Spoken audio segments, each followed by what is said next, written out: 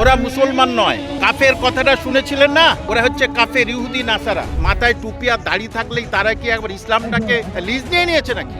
হুমায়ুন কবিরের সঙ্গে জনপ্রিয়তায় পেরে উঠতে পারছে না, একটাই কাজ, সেন্ট্রালের হচ্ছে কি ইডি সিবিআই আর এর হচ্ছে পুলিশ। দেখুন যোগী আদিত্যনাথ তিনি মুখ্যমন্ত্রী, উত্তরপ্রদেশে ওরকম ডায়লগবাজি করা যায়, বাংলায় এসে ডায়লগবাজি করুন, ভিজিলেন্স বসাক, ভিজিলেন্স বসিয়ে তদন্ত করুক, দেখবেন মুখে চুনকালি পড়ে যাবে। বলছি এটা 6 বছর 7 বছর 8 বছরের কেস, আগেকার কেস। কি করে হয়? ওনার যে ঘরটা 15 বছর আগে তৈরি, গুদামটা 12 বছর আগে তৈরি, এবং যা কিছু আছে লাস্ট নতুন যে ঘরটা 3 বছর আগে তৈরি, তাহলে যে এফআইআর করেছে বা ইত্যাদি করেছে সেগুলো একটা কপি দেখাতে পারবে? যে এফআইআর করেছে তার কপি দেখাতে পারবেন? মন্দিরের পয়সা যেমন হিন্দু ভাই বোনরা খায় না, সেখানে মসজিদ নির্মাণের পয়সায় কেউ একটা পয়সা খাবে না। দাদা, শুরুতে যে প্রশ্নটা করব, গতকাল পর্যন্ত মুর্শিদাবাদের মুফতি নাজমুল হক আর ইমাম সংগঠনের নেতা নিজামুদ্দিন বিশ্বাসের বিরোধিতা করছে, কি বলবেন?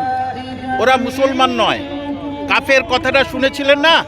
ওরা হচ্ছে কাফের, ইহুদি নাসারা, যারা এই পবিত্র দিনে এই পবিত্র বাবরি মসজিদ, কেন বলছি, বাবর কোনো খারাপ কাজ করেনি, এবং মসজিদ বাবর তৈরি করলে মানে বাবরি মসজিদ হয় না। পাড়ায় পাড়ায় যে মসজিদ আছে যে তৈরি করেছে তার নয়, এটা আল্লাহর ঘর। তা ন্যূনতম ইসলামিক জ্ঞান নেই, ইসলামিক কালচার নেই, তাই ওরা মূর্খের মতো এই কথা বলছে। দেখবেন হুমায়ুন কবিরের সঙ্গে হুমায়ুন কবিরের কাছে পাত্তাই পায়নি, সেই জন্যেই এরকম ভুলভাল বকছে। তা এই যে সারা পৃথিবীর মানুষ আজকের এখানে দৃষ্টি আকর্ষণ করেছে, এরা কে সামান্য ধরনের মাথায় টুপি আর দাড়ি থাকলেই তারা কি একবার ইসলামটাকে লিজ নিয়ে নিয়েছে নাকি? তো সুতরাং খারাপ বলবো না, ভালো কিছু বলুন, তবে তো বলবো হ্যাঁ আপনি হচ্ছে কি প্রকৃত ইসলামিক কালচার আদর্শ আপনার মধ্যে আছে। ইসলামিক লেবাস পরে থাকলে সে কিন্তু ইসলাম ধর্ম বলি হয় না। সুতরাং উনি যেটা বলছেন সেটা হচ্ছে কি মূর্খের মতো করছে, আকার মূর্খ না হলে এরকম কথা বলে না। যোগী আদিত্যনাথ তো বলছে বা ভেঙে দেওয়ার কথা বলছে যে কাফের। দেখুন যোগী আদিত্যনাথ তিনি মুখ্যমন্ত্রী, তাকে সম্মান রেখে বলছি, উত্তরপ্রদেশে ওরকম ডায়লগবাজি করা যায়, বাংলায় এসে ডায়লগবাজি করুন। বুঝতে পারলাম, উত্তরপ্রদেশে ডায়লগবাজি করা যায়, ওখান থেকে বলতে পারেন যে ওই যোগী আদিত্যনাথকে বলছি, আপনি মুসলমানদের উপরে অনেক রকম খারাপ ব্যবহার করেছেন। ওখানে এক মুসলিম মহিলা, তিনি আইএএস হয়েছেন, তাকে সম্বর্ধনা জানান। আপনার এলাকায় আপনার রাজ্যে একজন মুসলমান মহিলা তিনি আইএএস হয়েছেন, যে সুতরাং যোগী আদিত্যনাথ যতই যা বলুক, যাই বলুক না কেন, সারা বিশ্বের মানুষ হচ্ছে কি এই হুমায়ুন সাহেবের সঙ্গে আছেন এবং থাকবেন।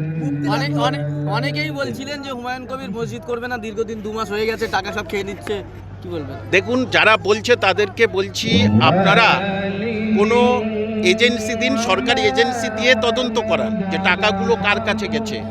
যাদের ন্যূনতম ইসলামিক কালচার নিয়ে কোনো রকমের জ্ঞান নেই তারা কথা বলে, কারণ মন্দিরের পয়সা যেমন হিন্দু ভাই বোনরা খায় না, সেখানে মসজিদ নির্মাণের পয়সায় কেউ একটা পয়সা খাবে না।